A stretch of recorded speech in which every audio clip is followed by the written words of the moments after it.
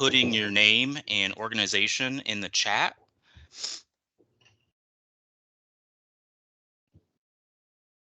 Pull that up.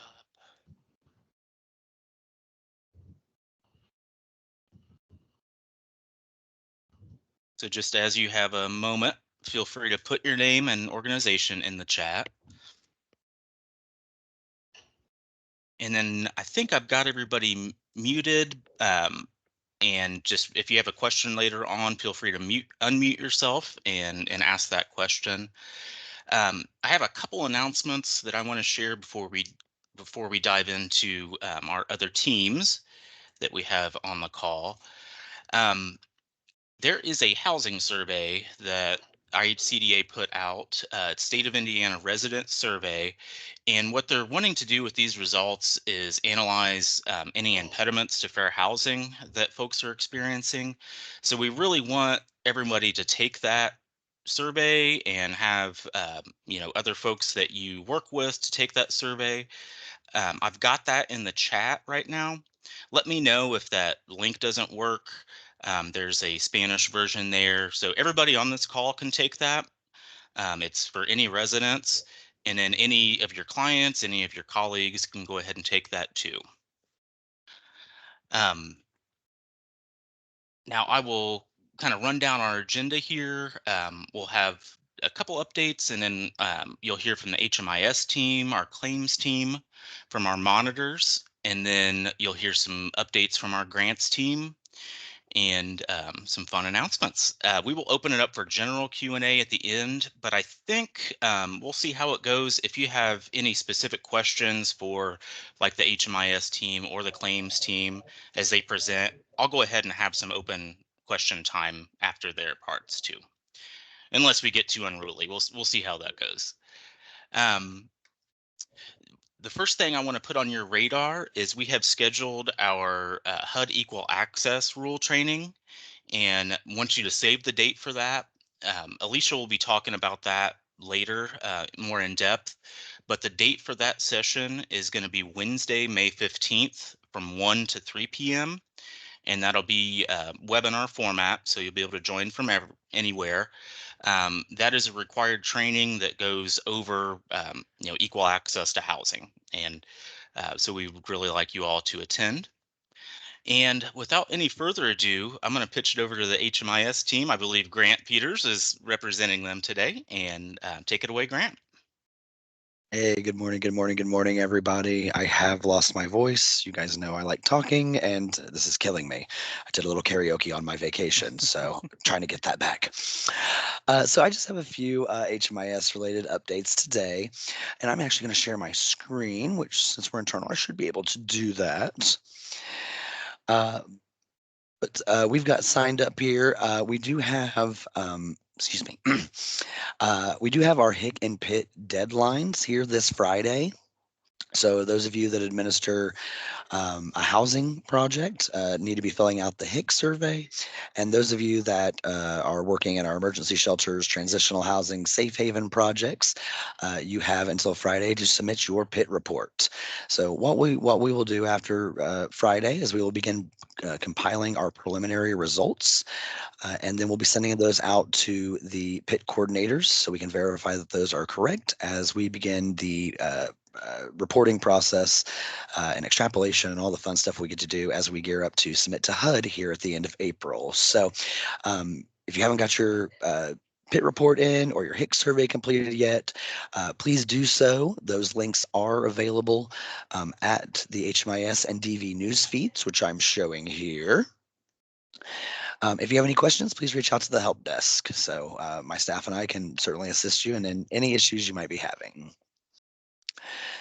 Secondly, we do have our live training opportunities through the month of March on our news feeds. So a quick plug today, Lori will be doing our quarterly reports training from 1 to 2:30, and those registration links are on the news feeds. They've also been sent out through our site administrator communications. But we do have that information, and I do want to point you all, and I'm about to hit submit in the chat as soon as we're done. But we do have our HMIS data portal, which does visualize our housing inventory count data, our point in time count data, all of our archives going back to 2010 for those reports, as well as our longitudinal systems analysis. We just submitted this report for the report year 10/1/22 through 9/30/23. So once everything is signed off on by HUD technical assistance, we'll be updating this section of the data portal as well. Now, I think the last thing that I'm signed up for is our annual assessment tool. But before we get there, I want to make sure that everyone is still aware. If you're reading my site administrator communications or visiting us in the HMS and DV news feeds, you should be aware of this. But we do have our HMS DV client track page. This is your one-stop shop for anything you may need in regards to the two systems that we administer. So just, a quick overview. We have our prospective partner guide, what our site administrators are, our documents, our manuals, but more specifically, our how-to guides. And we do have a new how-to guide that has just been dropped earlier this month. That is our how-to guide on the annual assessment tool. The annual assessment tool is a new tool that we have implemented. I believe it was middle of January. I don't know, it's pit season, so all of that gets a little fuzzy. But annual assessments are one of the biggest data quality issues that we see, and when we're doing our federal reporting, this is a HUD requirement for those who use the system to do those annual assessments for those enrolled in projects over a year. So we have implemented this tool to help folks identify when those assessments are due. As many of you know, that they are due 30 days before or after the anniversary date of their enrollment into the project. Our data quality plan does advise to update those 15 days before or 15 days after. A perfect example of that is we are 1 week away from February 29th, which is a leap day once every 4 years. So in order to avoid the confusion of 31-month days and sometimes 28, sometimes 29, we have implemented this tool and this how-to guide to accompany it. So I wanted to make you guys aware of those resources. I'm going to stop sharing, but I'm also going to be sharing those links if you do not have them in the chat. And I'm happy to stay now and later, but I think that's all I was signed up for, Jim. Good deal.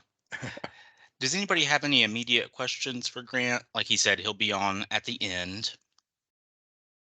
You can raise your hand or unmute if you'd like.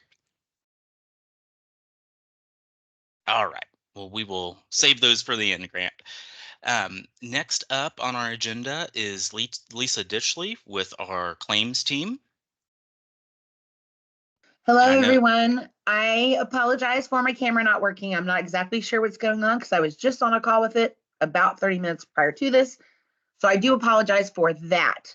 I really don't have anything. All I wanted to cover was if anyone needs online IHCDA online training, then please reach out to your program manager and we can set up a private call for that. I know sometimes people that are new to the system in a setting like this, it's kind of overwhelming to take it in.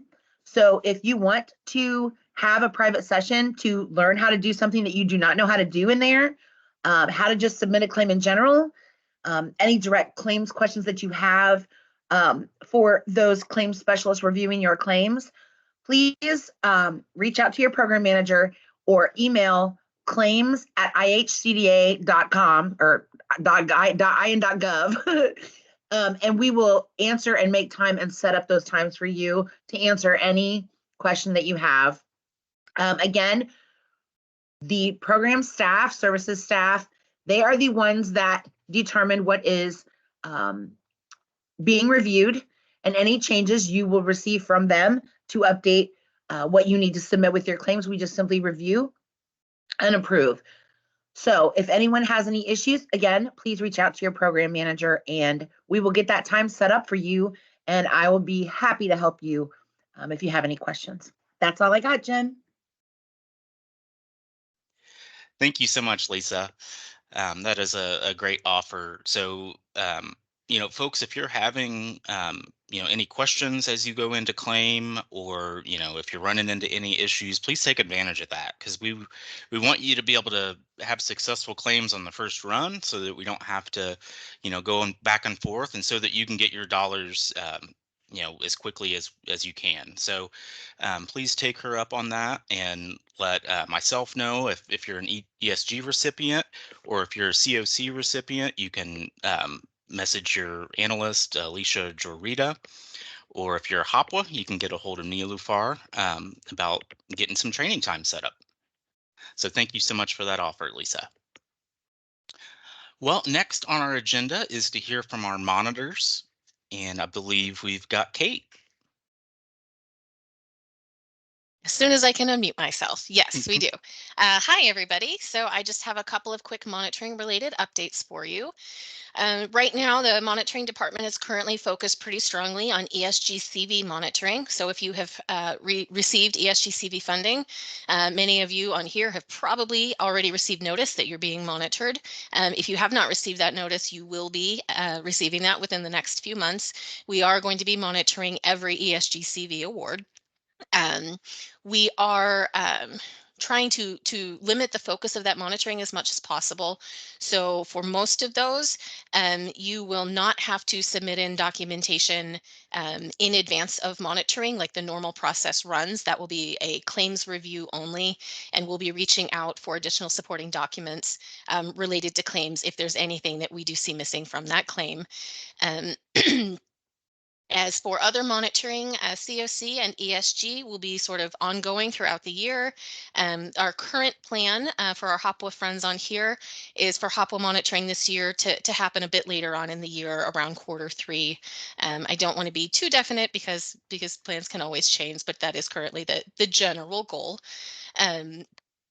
And one very exciting update is we have a shared monitoring inbox now. So if you have monitoring related questions, I'll go ahead and put this in the chat in just a second.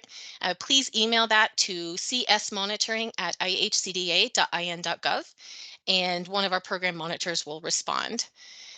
And then the final update that I have is a quick semi-personal announcement. I am transitioning into a new role outside of IHCDA. So my last day with the team here will actually be Friday.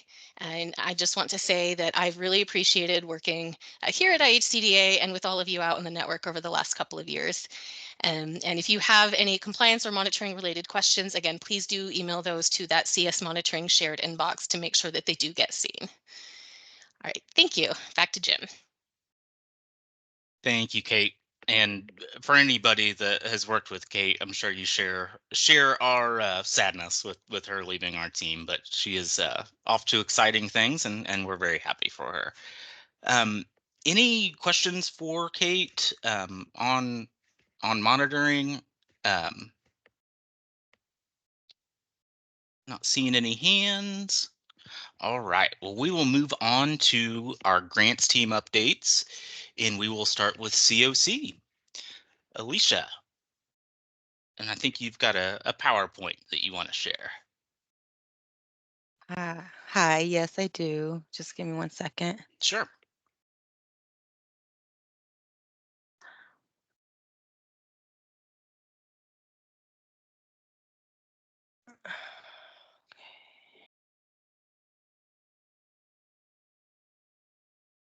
It's always fun dealing with Okay, yeah. technology. Hope you all can see that. Yep. Hi, everyone. I'm Alicia, the COCPSH grants analyst. I've been with IHCDA for since about July of last year. I personally come from direct service, so I've done that for about 10 years. I'm just here to provide some updates on the COC program for the recipients and subrecipient partners. First, if you receive COC funding, please check out our program webpage listed here. I encourage you to review this page before you start a new contract with us, because we regularly update forms and materials, and we have a few recent updates to share with you.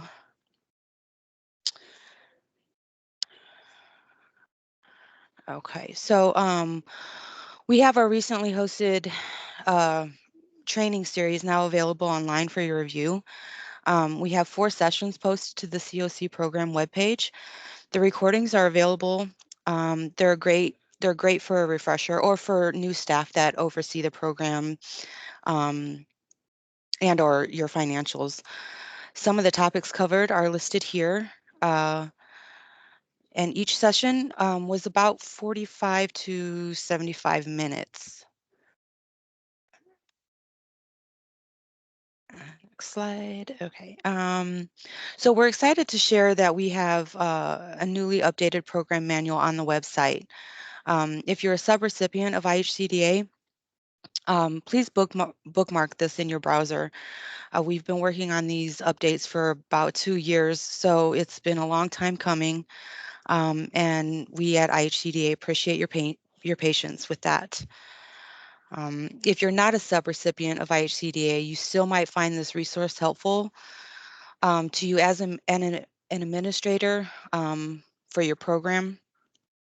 The manual covers all aspects of the program oversight and includes highlights like an expansive chart of eligible or ineligible expenses, descriptions of record keeping requirements and client eligibility documents, and even template forms you can use, including match letters or MOUs.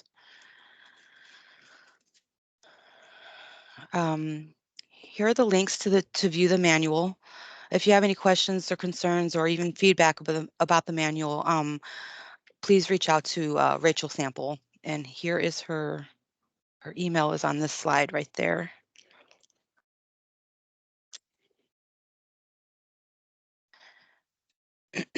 So the COC grants team is hosting a 3-part series on the upcoming annual COC funding competition. This training series will be for renewal projects, both those that are subrecipients of IHCDA and direct HUD contracted partners. This training series will be similar to what was offered last year with an additional focus on the competition policies. So we encourage everyone to attend these upcoming trainings. The registration link will be sent out to the partners and the sessions will be recorded.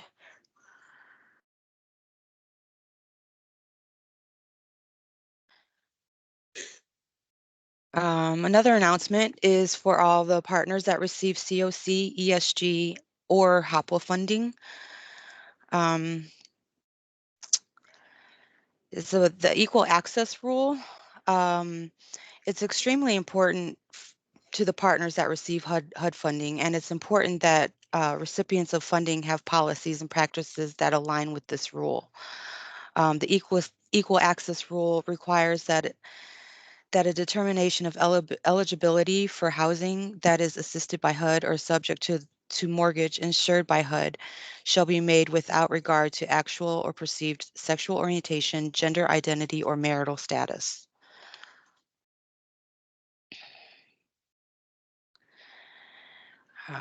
So once again, IHCDA is partnering with Housing Innovations to offer mandatory training. The session will be recorded on May 15th from 1 to 3 p.m. And it will be posted online. So staff are strongly encouraged to attend the live training, and it's recommended that new hires review the recording online. Recording will be posted on your programs page on the IHCD website. And last slide. So finally, I wanted to make sure that you have all of our contact information for this portion of the team. Here's our email addresses and a brief description of our responsibilities. So if you have any questions for me, I'm open.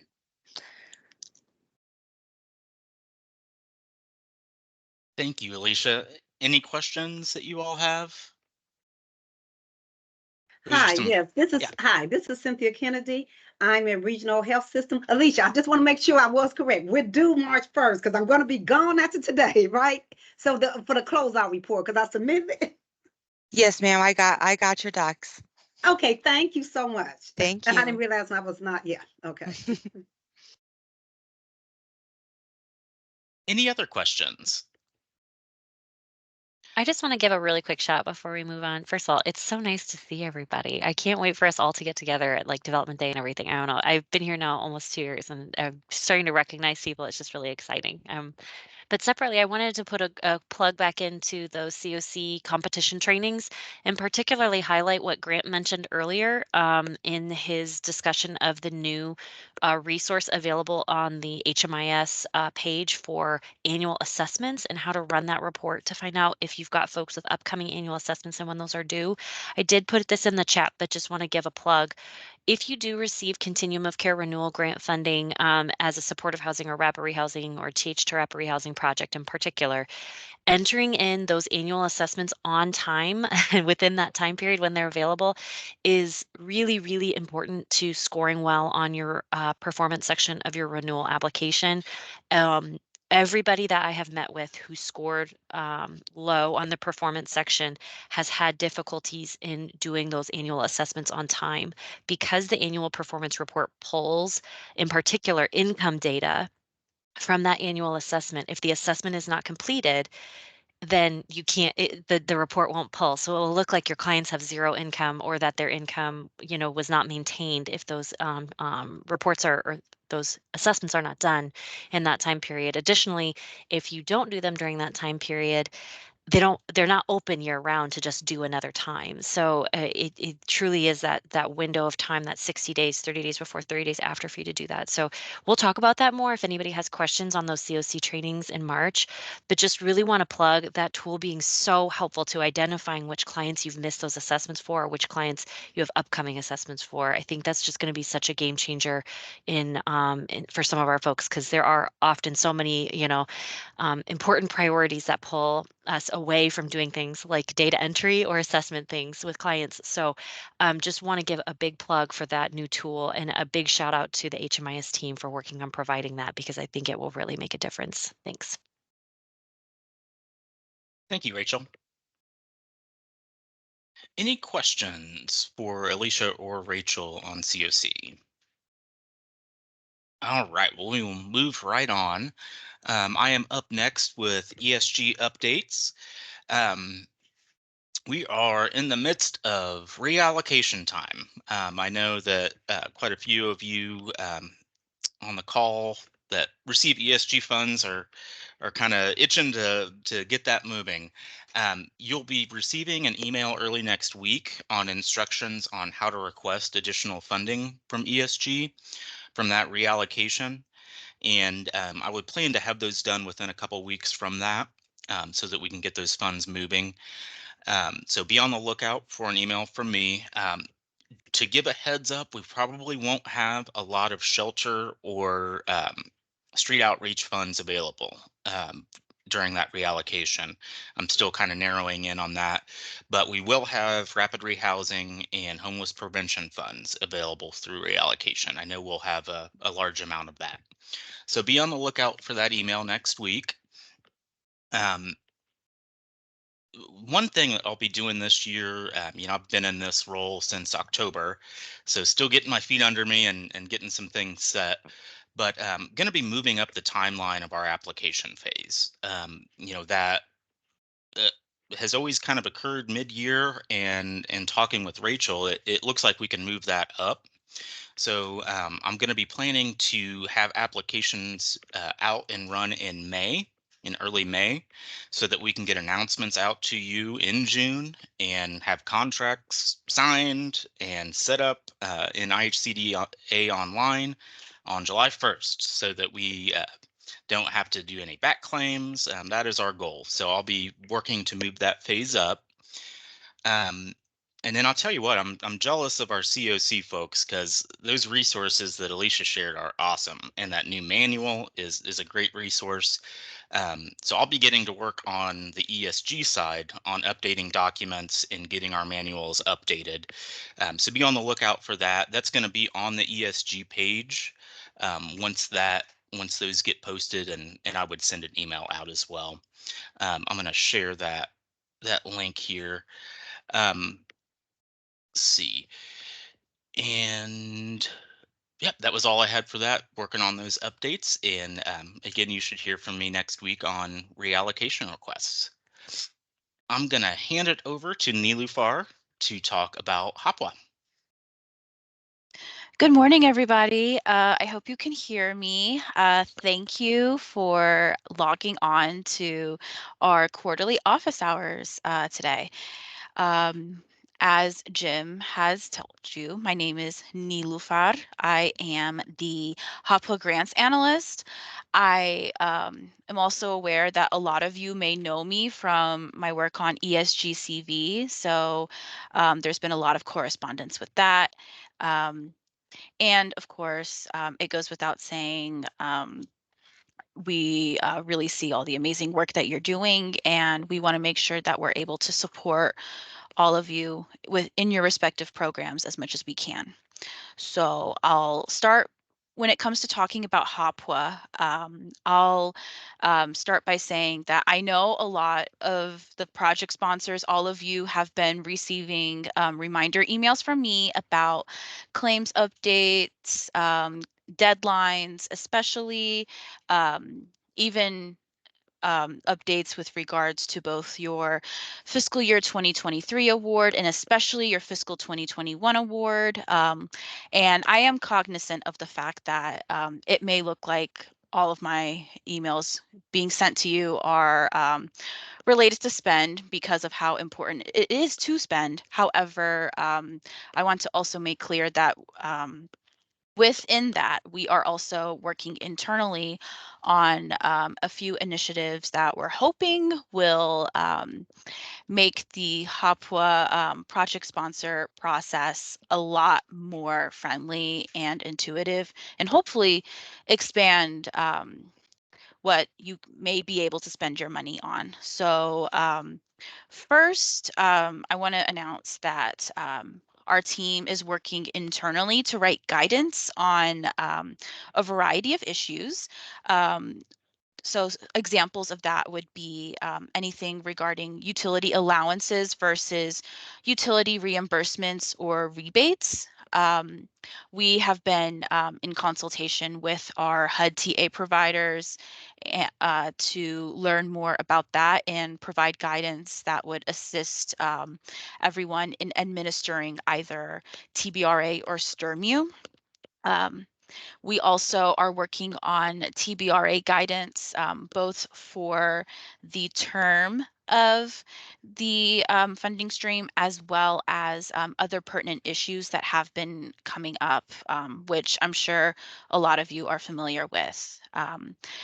While we are working with our TA providers to learn more, we also want this to be in conversation with you. So I intend to make sure that a lot of that once the guidance is up, we would get your feedback and of course look at any possible ways to see what the uh, program has been doing and how you all have experienced administering that assistance. The other thing I wanted to talk about is clarifying some of the language on STRMU. And that's more of like a broader update guidance. So as questions come up, either on your end or from our end, we'll be working on providing guidance for those answers. Now, another item that's related to that guidance is the fact that we want to update our manual.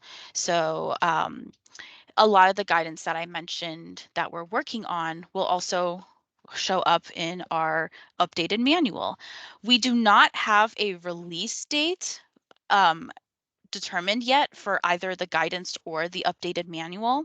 However, this is on the horizon and it is something that we are working to make sure that you're able to really go on to the next tier of administering your HAPA assistance for those who need it.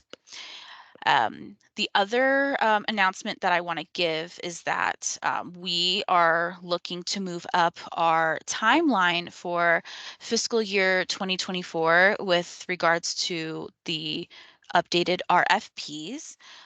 So for your annual applications, we'll be trying, hopefully, to send out those RFPs to everyone.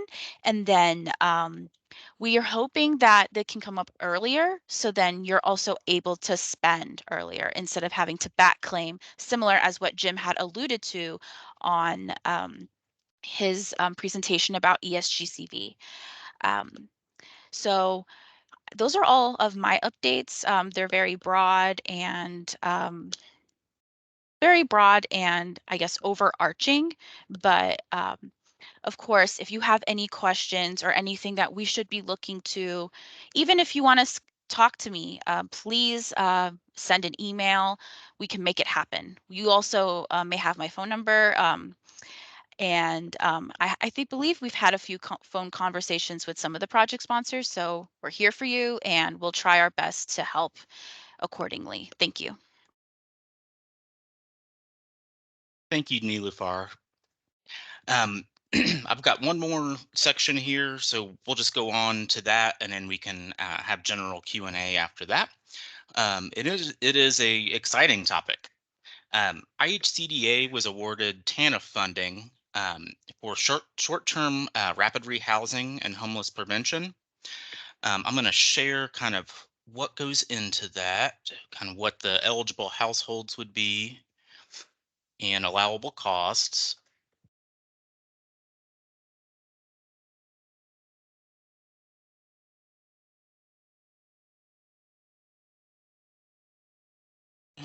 Every time I open something up, throws my teams on another screen. It's fun.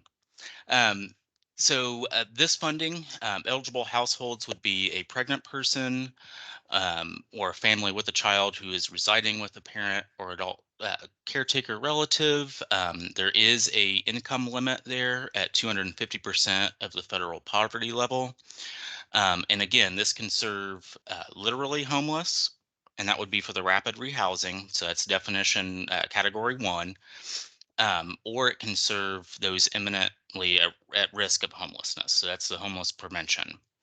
Um, where this is kind of different from ESG or COC funding is our limits on how much assistance can be given. The rental assistance can only be up to 4 months. So we're really looking at that short term, getting them set up in their own space. Can do rental arrears for up to 4 months. And then as you can see there, a lot of the normal ESG allowable expenses there with last month's rent, utilities, things like that. And then we will be having some admin funds available for that as well, so that that is covered for you as you do that work. Timeline on this, let me get back to my screen here. So this will be coming up here soon. Looking to run the application phase at the start of April. And I'll be getting an announcement out mid-March with more information on how to apply and everything like that, so that you're set to go when that opens up. Jim, can I ask it a very important question? Yes. Does TANF have match requirements? Oh, shoot. I don't know. I don't believe that it does, but Yeah, we'll make I sure we don't think it clarify that does. in the RFP. I do Yes. not believe if you received TANF Yeah. before, we have not really changed anything from when we were doing it before, but I know how important finding non-match funding is for some of you guys. So it is an exciting opportunity to be able to offer this and to offer more opportunity for this than we have in the past as well. Yeah. So excited to get that information out. Be able to do some good work for folks. All right. Well, that's all of the announcements in structured time that we had. So the rest of this time is yours. So if you have any other questions, we've got grants team, we've got HMIS on, we've got monitoring. Feel free to raise your hand or unmute yourself with any questions you have. Hi, Jim. This is Lisa with Family Promise. I just Hello. had a quick, hi there. Could you let me know when that application date is again for that TANF assistance? Did you say April 1st? Yeah, I'm going to be looking to release that at the start of April. All right, perfect. Thank you. hmm And an announcement will be going out middle of next month.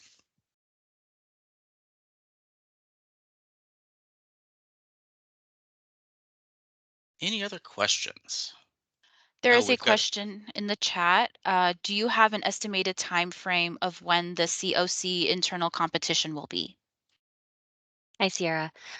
We will likely run it around the same time as we did last year. So I promise we're not meaning to do this. I'm just going to preface, we're not meaning to do this on purpose and be vague. But my guess would be that it will likely be late May into June. And then new funding will likely be available from in the July timeframe. And we'll be doing all of the scoring, ranking, and approvals in August with an application submitted in September. All of that is predicated on HUD.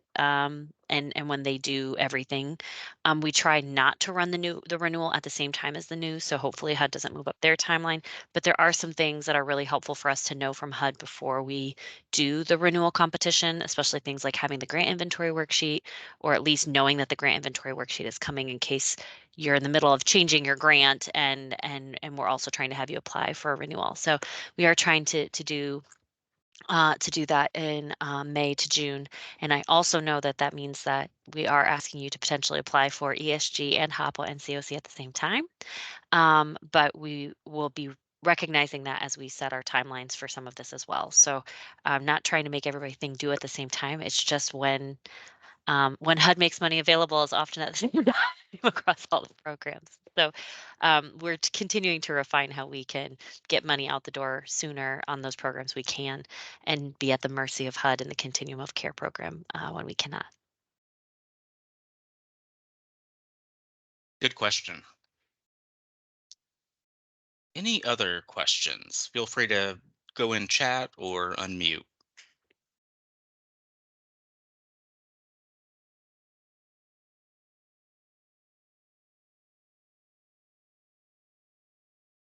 Well, I'm not seeing any hands or any chats.